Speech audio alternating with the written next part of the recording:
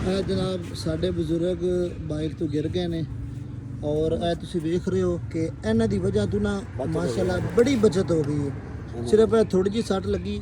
ਇਹ ਜਿਹੜੀ ਸੇਫਟੀ ਹੈ ਨਾ ਇਹ ਤਕਰੀਬਨ 2400 ਰੁਪਏ ਦੇ ਮਿਲੇ ਨੇ, ਦੋ ਹੈ ਔਰ ਦੋ ਹੈ ਜਿਹੜੇ ਬਾਜ਼ੂ ਵਾਲੇ ਨੇ।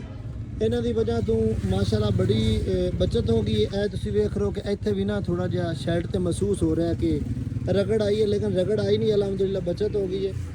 ਤੇ ਜਿਹੜਾ ਬਾਈਕ ਹੈ ਨਾ, ਬਾਈਕ ਦੀ ਸਿਰਫ ਇਹ ਜਿਹੜੀ ਟੈਂਕੀ ਹੈ ਨਾ, ਕਿਹੜਾ ਹੈ ਦੂਸਰਾ ਹੈ? ਅੱਛਾ, ਉਹ ਟੈਂਕੀ ਜਿਹੜੀ ਨਾ ਥੋੜੀ ਜਿਹੀ ਹੈ ਵੇਖੋ ਕਿ ਵਿੰਗੀ ਹੋ ਗਈ ਹੈ। ਤੇ ਬਾਕੀ ਡਿੱਗੇ ਕਿਵੇਂ ਉਸਤਾਦ ਜੀ? ਕੀ ਹੋਇਆ ਕਿ ਰੀ ਝੌਂਕਾ ਆ ਗਿਆ ਸੀ, ਨੀਂਦ ਆ ਗਈ ਸੀ? ਨੀਂਦ ਦਾ ਝੌਂਕਾ ਆ ਗਿਆ, ਨੀਂਦ ਦਾ ਝੌਂਕਾ ਆ ਗਿਆ, ਯਕਦਮ ਬ੍ਰੇਕ ਵਾਰੀ ਅੱਛਾ, ਸਲਿਪ ਹੋ ਗਿਆ। ਅਗਲੀ ਬ੍ਰੇਕ ਮਾਰੀ ਸੀ ਜਾਂ ਪਿਛਲੀ? ਅਗਲੀ ਕਲਚ ਵੀ ਫੜਿਆ ਸੀ? ਨਹੀਂ, ਅੱਛਾ ਅੱਛਾ, ਮਤਲਬ ਚਾਹ ਦੀ ਵਜ੍ਹਾ ਤੋਂ ਨੀਂਦ ਆ ਗਈ ਜਾਂ ਰਾਤ ਨੂੰ ਨੀਂਦ ਪੂਰੀ ਨਹੀਂ ਹੋਈ? ਰਾਤ ਸਫ਼ਰ ਕਰਦੇ ਰਹੇ ਨਾ ਸਾਰੀ ਰਾਤ। ਇਸ ਵਜ੍ਹਾ ਤੋਂ। ਚਲੋ ਹੁਣ ਤੁਸੀਂ ਜਿਹੜੇ ਲੋਕ ਰਾਤ ਦੇ ਸਫ਼ਰ ਕਰ ਰਹੇ ਨੇ ਉਹਨਾਂ ਨੂੰ ਕੀ ਮਸ਼ਵਰਾ ਦਿਓਗੇ ਆਪਣੇ ਤਜਰਬੇ ਦੇ ਮੁਤਾਬਿਕ? ਉਹਨਾਂ ਨੂੰ ਕਹੋਗੇ ਨੀਂਦ ਪੂਰੀ ਕਰਨ, ਨੀਂਦ ਪੂਰੀ ਕਰਨ। ਡਰਾਈਵਿੰਗ ਦੀ ਨੀਂਦ ਪੂਰੀ ਕਰਨਾ ਜ਼ਰੂਰੀ ਹੈ। ਅਗਾਂ ਤੋਂ ਤੁਸੀਂ ਨੀਂਦ ਪੂਰੀ ਕਰ ਸੋ?